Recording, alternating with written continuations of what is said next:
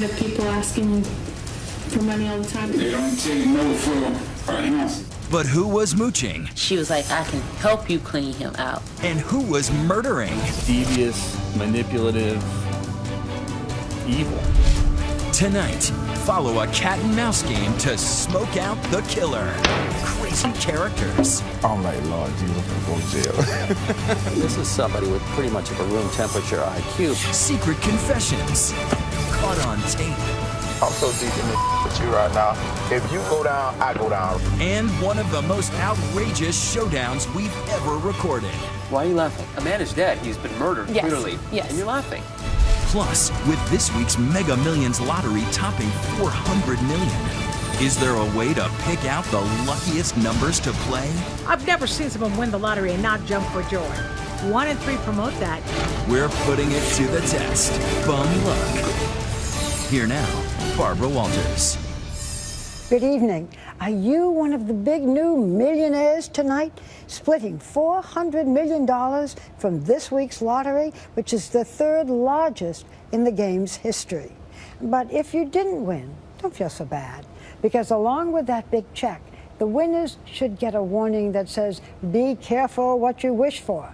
Our Matt Gutman recently found out when someone's good luck turned into bum luck and murder. New York tonight, winning numbers 12, 6, 13, 6 numbers. 34, 42. Just random digits. 52. Until sometime later, when those 6 numbers put a man 6 feet under.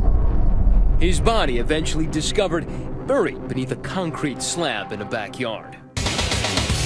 The incredible story begins far from the glitz and beaches most of us think of as Florida, past the citrus fields in the middle of the state, all the way to the outskirts of the sleepy town of Lakeland. And the doorway of this barbershop. It's here where owner Greg Smith first met a 42-year-old man with the colorful name of Abraham Shakespeare. He used to come around to the shop, let him work, get paid, or buy him something to eat, you know. That's how I first met him. His name, Abraham Shakespeare, evokes both the Old Testament and Elizabethan plays. But our modern-day tragic hero would have read neither. He was illiterate and down on his luck. You know, he was a less fortunate person. You couldn't make it up. Shakespeare was like a living, breathing Lotto commercial. The kind of guy you'd love to see moving from the poorhouse to the penthouse overnight. Action news. Breaking lottery news. You're not going to believe this. And one fateful day, the fairy tale came true. Of all people, Abraham Shakespeare won a jackpot worth 30 million bucks. And one day, he came to the barbershop, and he was like, Greg, listen, I'm finna buy me a new car. I hit the lottery. Man, get out my face. He ain't hit no lottery. Oh, yes, he did. Shakespeare bought himself that new car, fancy new house, and lots more. But as so often happens, this Lotto winner's drama didn't stick to the script. That's because the money also brought unwanted attention. Novelist and longtime Florida crime writer Carl Hyacin has seen it before. All of a sudden you have friends you didn't know you have, and they're crawling out of every rat hole you can imagine. Did you know that he was losing his fortune? Did you know that all that money was being frittered away? We had heard the rumors were in the community that he had given money to everybody. Greg's sister, Sanji, says Abraham was so sweet-natured he couldn't say no to the endless mooching. And as Shakespeare's millions slipped away, so did his sunny disposition. Every day he come to the barbershop, and he was like, I wish I could go back to my old self. I wish I didn't even have no money. But he was serious when he said that. He was dead serious. Then, one day, a woman magically appears on the stage. No one knows exactly how she found Shakespeare, but it would not have been that hard. He was all over the news. Her name was Dee Dee Moore. How would you describe Dee Dee as a person? She was the type of person you couldn't put your finger on. Dee Dee was surely different. Unlike everyone else clamoring for his money, Dee Dee claimed to be interested in Shakespeare himself. She even said she wanted to write a book about him. I did a book on Organize Me Now. It's a finance book on financials, organizing your finances and everything. I never went ahead and got it published, but it is copyrighted. She seemed perfect to help Shakespeare. A money manager who came from Central Florida, she was married and supposedly running a nursing staffing agency. But had Shakespeare checked into her background, he would have found some huge red flags, convictions for writing bad checks, and making up a false story of a violent carjacking. But I think there's a lot of Dee-Dees out there. I mean, you could go to any city in Florida and a Dee-Dee would pop up if you won the lottery, maybe more than one. Why do you think he trusted her?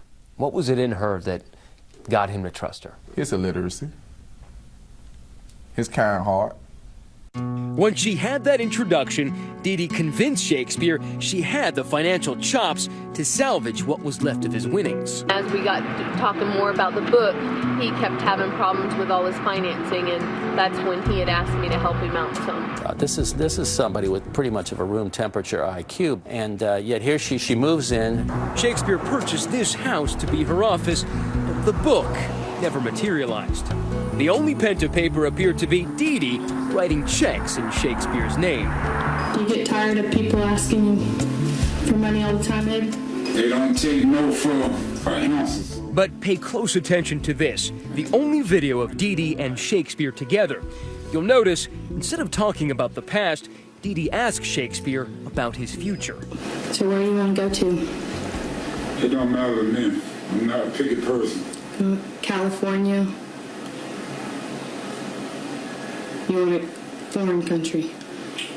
Cozumel. Later on, this video would become critical when detectives came to suspect something sinister. Are you going to miss your home? Yeah, but I miss it, but life goes on. Or does it? Not long after this interview, the man who was everywhere was suddenly nowhere. Shakespeare stopped coming into the barbershop. No one saw him driving around town with Dee-Dee anymore either. Where was he? How many cases do you think he worked? 60 to 100 investigations. Where does the Abraham Shakespeare one rank? It definitely has to rank number one. I mean, it's the one that sticks out the most. Detective David Wallace and his team of investigators entered the picture soon after. He knew that something was fishy, but it seemed like he didn't have enough evidence. Correct. With everyone wondering what had happened, Dee-Dee was the only one with an answer. I don't want nobody to be able to talk to me. I don't want nobody to be able to track me. And I'll come back every so often. She explained to the detectives and anyone else who asked that Shakespeare had skipped town, tired of people hounding him for cash, just as that videotape she created seemed to suggest. Are you going to miss your home? Yeah, but I miss it, but life goes on. Only one problem. The cops find no corroborating evidence Shakespeare has simply left on his own. We certainly hope Abraham's alive and well, and he has successfully hidden himself away. But our investigation doesn't lead us to believe that at this time. It's about this time that Dee-Dee reaches out to Greg Smith. Turns out, Greg isn't just Abraham's boss. He's one of his borrowers, too.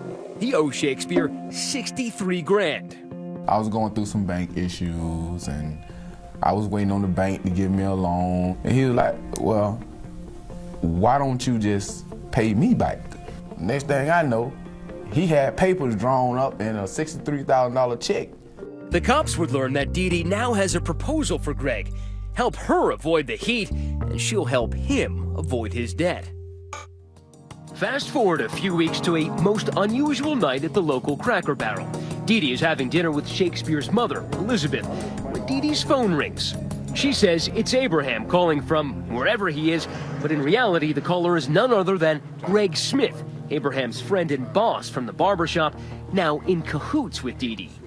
I was like, Mom, how you doing? This Abraham. I'm okay. I just want to let you know I'm okay, and hung up. So that's how he spoke, just how he slowly and haltingly. That's just how he talked. Why would Smith do such a cruel thing? He says he thought it was okay because it would make Abraham's mother feel better. What he didn't know was that the cops are already all over Dee-Dee. Their surveillance tracks his phone, and a short time later, they pull him over. And this is right after you made that phone call? Yeah, they was like, get out the car. I said, oh, Lord. I'm like, Lord Jesus, I'm gonna go to jail. So now the cops are questioning the barber and still following the blonde, Dee Dee. At that point, no one could have predicted where the case would go, or that the big break would come from a little can of Red Bull. Stay with us.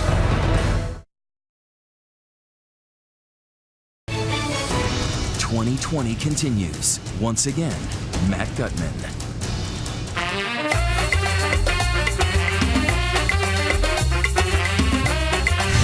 Well, once they started doing the lottery in Florida, all of us who lived here our whole lives knew that it was just going to be a recipe for disaster for some people. Carl Hiaasen knows all about bizarre Florida murders. The real ones he covers in the Miami Herald, plus the ones he makes up. Novels like Lucky You, where a Florida lottery winner ends up dead. Florida, it really is a magnet. It's a magnet for predators. It's a magnet for scammers. It's a magnet for sleaze. It also makes for stories that are beyond what you would even think of writing in a novel. Like this story. Abraham Shakespeare, an illiterate worker in a Lakeland, Florida barbershop, has won the lottery and then vanishes. His boss, Greg Smith, has been pulled over by the cops after he made a fake phone call to Shakespeare's mother, pretending to be Abraham. Right away, they realize he's no criminal. Were you ever suspicious of Greg? Well, the first day, obviously. But it came clear in that first interview that he was a victim of Dee Dee Moore's manipulation. Dee Dee Moore was the supposed financial planner Abe hired to manage his money. Detectives suspected her and decided instead of putting Greg Smith behind bars, they'll put him to work in a convoluted cat-and-mouse game to trap Dee Dee. He actually turned the tables on her. He actually scammed her, and that's the beauty of it. From that moment on, in nondescript back lots were shopping centers all around Lakeland, an ordinary car like this would pull up, and an extraordinary encounter would begin. Getting ready to talk to Dee Dee. Might give you a call as soon as we leave here. With no police experience whatsoever, Barber Greg Smith has become a Sunshine State Serpico, a top-secret undercover police operative gathering evidence on Dee Dee Moore. The trap is set. Everybody in town seemed to think that he's come to a bad way, but nobody had any evidence. I didn't set a plan out to go catch him. I just told him I'd see what I could do. I think what we should do is come up with a plan. What he did was record hour after hour of conversations with Dee Dee Moore, tricking her with a homemade spy system straight out of James Bond. With an extremely delicate microphone as well. That's brilliant. That's the Dee Dee Moore catch can. He had devised this catch can himself, a recording device inside a Red Bull can. There was no drones, there was no sophisticated eavesdropping. She's shooting off her mouth, and the guy's talking into a Red Bull can. But it's perfect. I worked undercover narcotics for 8 years, and I wouldn't have came up with this. How critical was Greg's Red Bull can with the microphone inside? It was great because it got those conversations. I mean, 90% of those tapes speak for themselves. Dee Dee thought she had bought Greg's loyalty. Remember, cops say she told him that if he helped her out, she would help him out, forgiving the $63,000 loan he had taken from Abraham. If they ever come back to you, a guy paid you to do this. Yeah. For Abraham. In this conversation, she wants Greg to call a man who'd been telling the cops Shakespeare was dead, and using a fake voice, convince him that Abraham was alive and well. See, he keeps telling everybody Abraham's dead. The other day, he went around to the bar and said all kinds of He's killing me, man. Well, I'm finna go do this right now. Are you sure he's not gonna know your voice? Because if that's Baby, blown, we're I got you. Dee Dee's name, of course, was not to be brought up. Well, they'll never know about you anyway. I'll never give you up. You know what I'm saying? Ever. This is one of the many recordings revealing Dee Dee's plots and unguarded thoughts. I'm so deep in this with you right now. If you go down, I go down right now. Yeah. You don't understand that. If you go, I go. You can never prove and that's the way it is. I'm not gonna get caught. Doing this type of I got to find Abraham. I just need some time. And Eddie's Dee Dee never suspected anything, believing they had that business arrangement. I'm gonna go see if I can't get you that money. I'll call you in just a few minutes. And at this point, were you convinced that Abraham was dead? Not yet, still. Not yet. Nope. Nope, because she hadn't really showed any signs that he was dead. Even though the police said that they suspected her in murdering him. They had a suspicion, but they didn't know. What you think about this damn detective Wallace when I called him? And he's still trying to bring me up. He's still trying to say I killed him. So every time he met her, you were there watching? With the exception of 1 or 2 times. Was there ever a point at which you felt like Greg Smith was in danger or threatened? So yeah, there were times that he put himself, just by helping us out, probably did put himself in harm's way. Smith turns into Dee Dee's yes man, agreeing to anything she suggested, even posing as a dangerous drug dealer Dee Dee fabricated and blandly named Ronald. I'm like, well, who Ronald? You know what I'm saying? Who is Ronald? Well, Ronald is the guy, the drug dealer from Miami that saw Shakespeare. I'm Ronald. Ronald's imaginary. Oh, what a tangled web Dee Dee was weaving. Ronald's connection to everything would be unclear for some time. I don't even know Ronald's last name. Not until another conversation in Greg's car that January. Dee Dee had come not to mourn Abe Shakespeare, but to re-bury him. Just like when we dug my mother's septic tank, all you gotta do is dig some steps in the wall to come out. She asked me, would I help her move Abraham's body? I was like, huh? See, the thing is, it's kind of out in the open. Like, neighbors would be able to see what I'm doing. They ain't gonna be able to see me because I'm gonna hit that about 6 o'clock in the morning. You heard it right. Dee Dee has just revealed to Greg and the cops she knows where the body is. Greg says he suddenly realizes the truth. He's speaking to Abraham Shakespeare's killer. Then she goes on to say, I can show you where the body's at. But the problem is the body's on my property. Just like I figured, the goddamn body's still on that property. We're moving the body tonight. When you first heard that, what was your reaction? I mean, I felt like I won the football game at that point. The evidence mounts. On this Walmart security tape, Dee Dee is seen buying a tarp and other items Greg told her he would need. But even more damning, he convinces her to give him the .38 Smith & Wesson pistol used to shoot Shakespeare. She trusted you that much that she handed you the murder weapon. Exactly.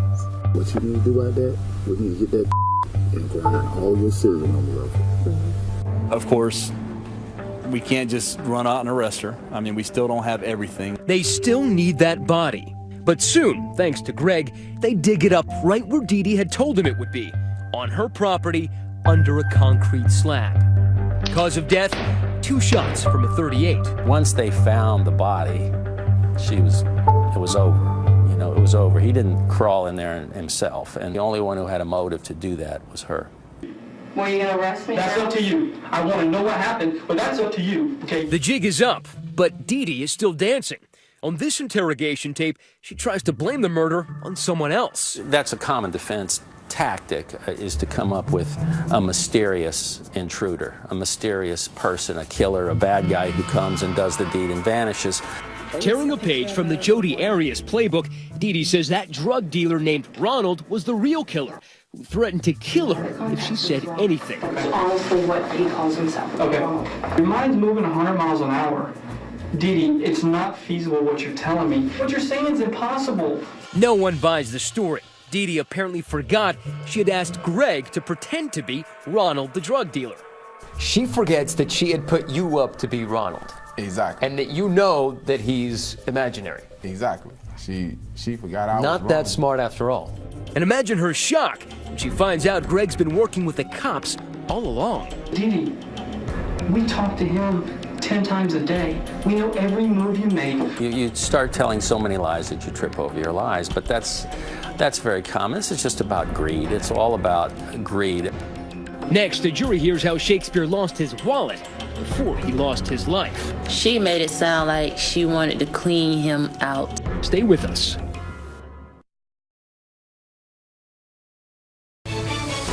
Bum Luck continues with Matt Gutman.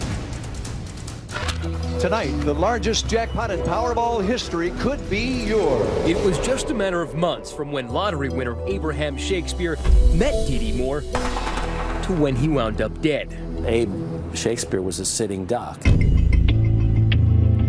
There was just no way it was going to end well. Now, who knew it was going to end this badly? State of Florida versus Doris Donegan Moore. This is where it ended up. a courtroom and a murder trial for Dee Dee Moore.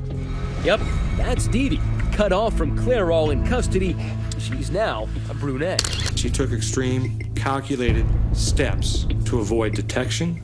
Dee Dee pleads not guilty, and though she never takes the stand, jurors still hear plenty from her in court, in a stream of dramatic, emotional outbursts. Court officials mercifully turned off the microphones, but the judge still had distinctly negative reviews. Just a moment, ma'am. Just a moment. I'm going to tell you once again, you need to compose yourself. You understand that?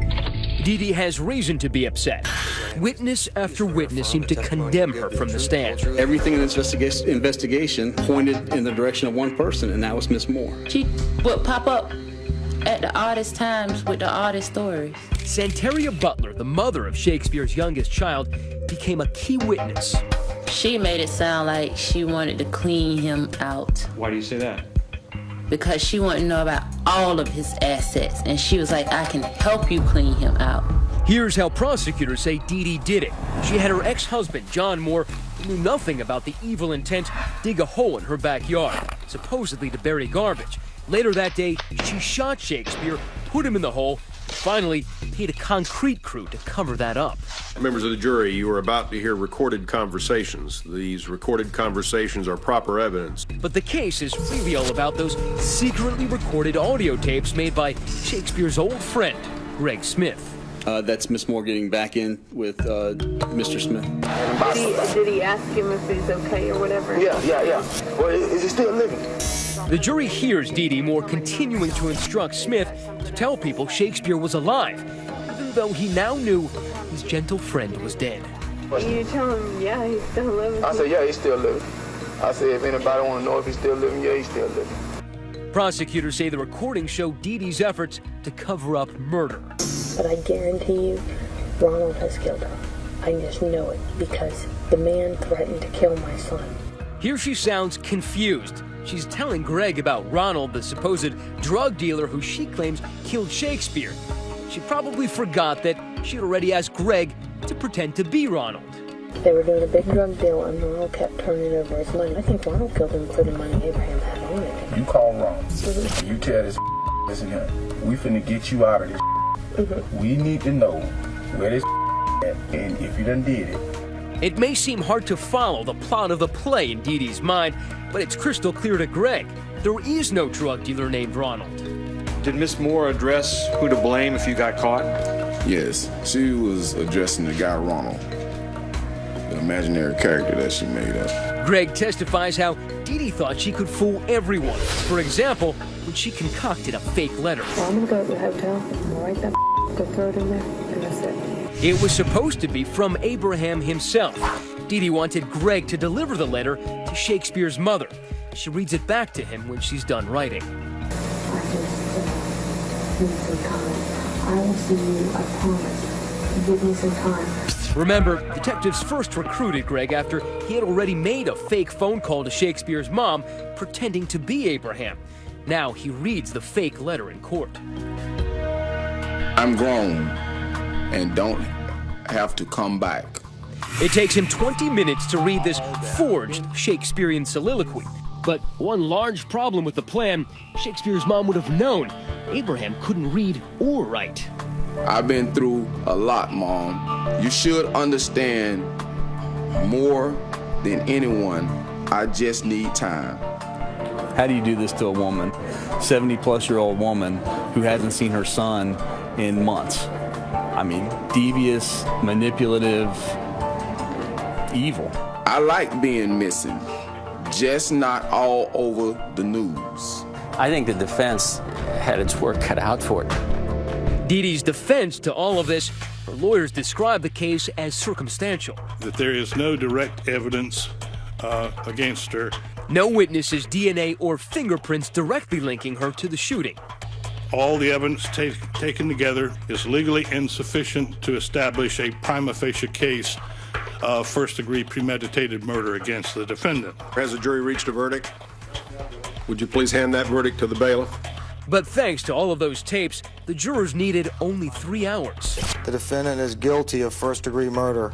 The defendant did actually possess and discharge a firearm causing death. Still, even when the jury convicted her, Dee Dee continued to maintain her innocence. You never see the last of these people, so she's sitting in jail thinking she can still be smarter than everybody else. This is the sociopathic mind.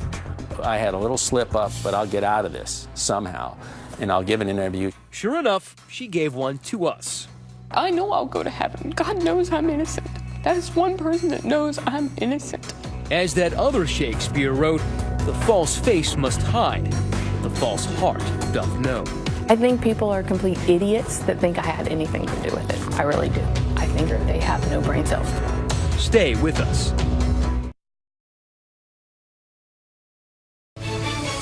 Once again, 2020's bum luck. Here's Matt Gutman. Convicted murderers rarely talk while they still have appeals left. But Dee Dee Moore isn't your run-of-the-mill killer. I'm not nervous. I don't get nervous. 2020 was granted an exclusive interview with Dee Dee here in her cell block's cafeteria. Upon arrival, we quickly learned that for Ms. Moore, all the world's a stage and she a player, sauntering in, ready for showtime. I've been on TV before. Was I about to hear an apology for her role in this Shakespeare's tragedy? Maybe remorse about his death? Hardly. This shrew had not been tamed. I think people are complete idiots that think I had anything to do with it. I really do. I think they have no brain cells. That's just my opinion. Did you murder Abraham Shakespeare? Absolutely not. Did you bury him in your backyard? Absolutely not. Why are you laughing? Because a man is dead. He's been murdered, yes, clearly. Yes. And you're laughing. Yeah. Because I find it entertaining that people are that ignorant. Because there are so many things that proves my innocence. You're going to say... Detectives say she's a woman who believes she can convince anyone of anything. You ended up in his house with all the rest of his money. Then he ended up dead in your property. Okay, but you... Shot by your gun. You don't find any of that unusual or odd? Absolutely not, considering the people he hung around. I only knew this man for 4 months, so I think everything that people are saying is very ignorant. I knew this man 4 months, and I'm just gonna, oh my goodness, I met this man, and you know what? I'm gonna plot a murder in 4 months. Welcome to Dee Dee's world, a place where she is the star and heroine. Let me show you this. And this is fan mail. This is people... I have more than fan mail. I have places that's wanting to do a big screen, a movie producer doing a big TV screen production of my case. They want to reenact my whole case. Like any decent actress, she could switch emotions on a dime, at times full of bluster. I made good money myself. I didn't need Abraham Shakespeare's money. I don't understand how you went from being a potential biographer for Shakespeare to being somehow his money manager and confidant. Because that's just my nature. I tend to help people out when they're in need. So when Abraham needed help, I just jumped in and helped. How did you get yourself into this mess? Stupidity. I am not a person to hang around drug dealers. I'm not a person to hang around bad, mean, evil people. I wouldn't say naive. I just was not street smart. Then she would melt into utter despair. When the guilty verdict was read. The defendant is guilty of first-degree murder. The defendant did actually possess and discharge a firearm causing death. What went through your mind? They murdered me by the hands of justice. I'm murdered. You might as well kill me, because this is no type of living in here. I would never harm another human being. I would never hurt nobody. I liked Mickey Mouse and Donald Duck and Disney. I like Tinkerbell and kind things. I'm not a mean person. I know I'll go to heaven. God knows I'm innocent. That is one person that knows I'm innocent. If God believes her, why didn't the jury? She blames a bad lawyer. I personally would have convicted myself for what they got to hear, but they didn't get to hear my side. They didn't get to see my evidence. They didn't get to hear my witnesses. Why didn't you take the stand then? Because my lawyers... You lawyers... had every opportunity to defend yourself. I wanted my witnesses to take the stand for me to take the stand. My lawyer says we didn't need it. Your lawyer was that convinced you were going to win? Yes.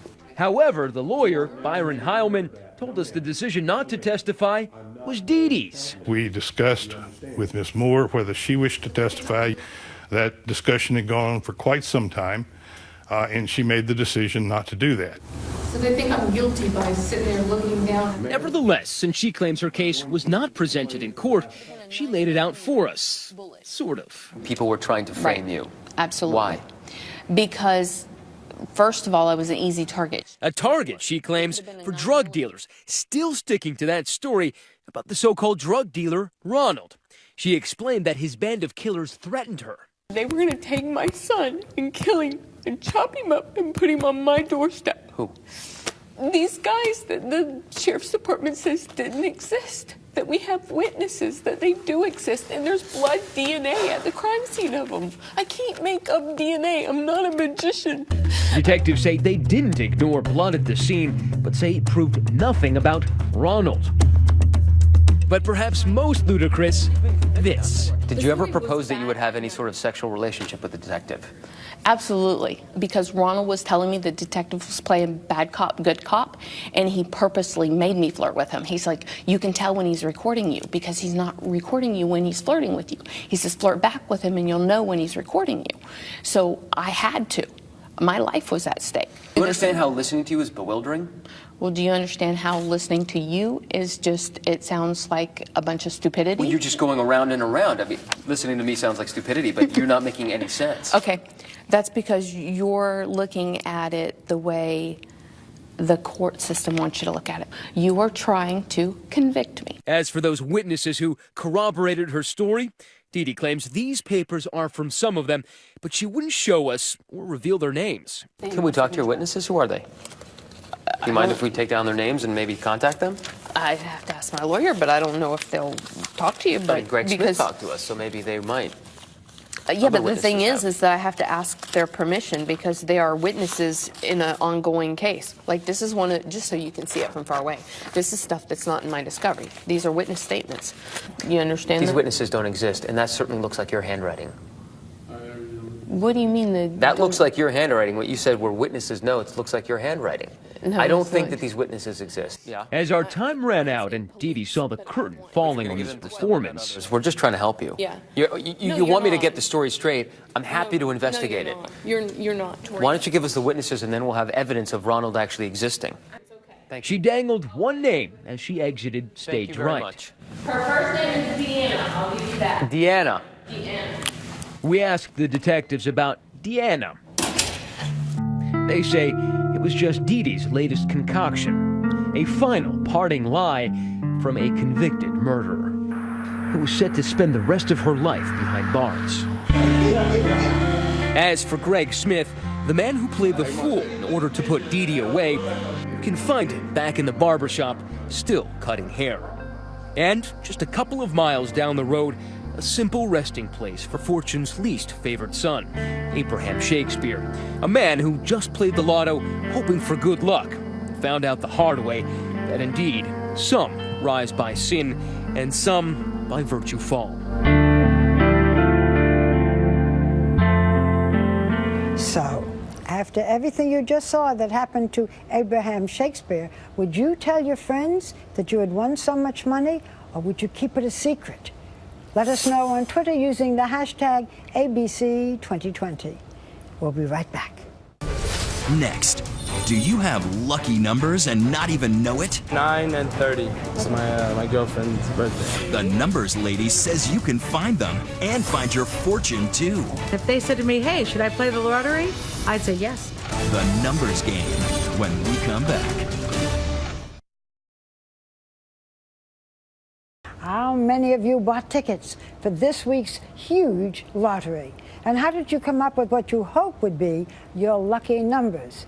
Is there a way that you can actually increase your odds of winning? Some method to the madness? Our Paula Farris went on the lookout to see if there is a winning formula. Buying tickets for the next big lottery drawing? Many of you are, myself included, so many in fact that jackpots are now in excess of $300 million. So you may be wondering, what are my lucky numbers? You know, numbers that will give you more of this and less of this. Do you have lucky numbers? My mother's birthday and my son's birthday. 4, 2, 10, 7, My house address, my license plate. 9, and 30. It's my girlfriend's birthday. I love you, Kelly. Yes, you're a person with a plan. You're not just going to let the computer pick numbers for you. Boring. I would say it is better for a person to pick their own numbers only because you will intuitively get a feeling of what's good for you. Glynis McCants is known as the numbers lady, appearing on shows like Dr. Phil as a numerologist. She'll explain. Numerology is a science of numbers. When you look at someone's numbers, this is how you get them. Your name has 3 numbers, your birthday has 3 numbers, and that can give you a numerology blueprint of who you are. So, somebody born 1/6/1960. What you do is take the full date of birth and reduce it to 1 digit. So 1 plus 6 plus 1 plus 9 plus 6 plus 0 becomes 23. But in numerology, you want to reduce it to 1 digit. So 2 plus 3 is 5. So this person's a 5 life path. And if they said to me, hey, should I play the lottery? I'd say yes. Because people with a 5 life path seek freedom, fun, and adventure. Fine, you say, but how does your life path number determine what lottery numbers you should pick?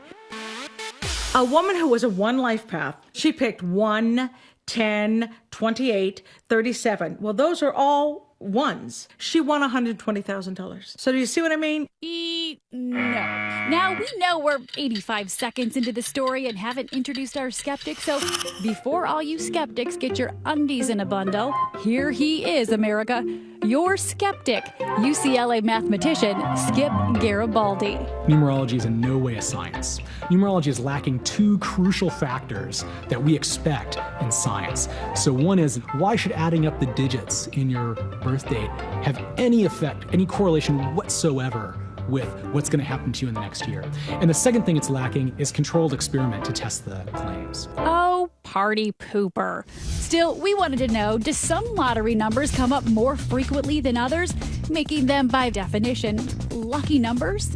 My 2020 colleague Melissa did a little research. So what did you do? So out of the 50 most recent drawings over $100 million, I took all the winning numbers and tallied up how many times they all showed up. The number 10 came up 10 times, and the number 31, 12 times. Now those have to be lucky numbers. On the other hand, the number 2 came up just twice, and the number 40 just once. Glynis isn't surprised.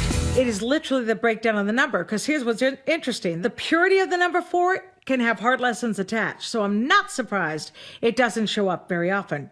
But 1 and 3, the number 1 is like ambition and competitive, and I want to win. And the number 3 is like laughter, communication. It's very upbeat energy. I've never seen someone win the lottery and not jump for joy. 1 and 3 promote that. I'm so glad they're happy. But back to our study, because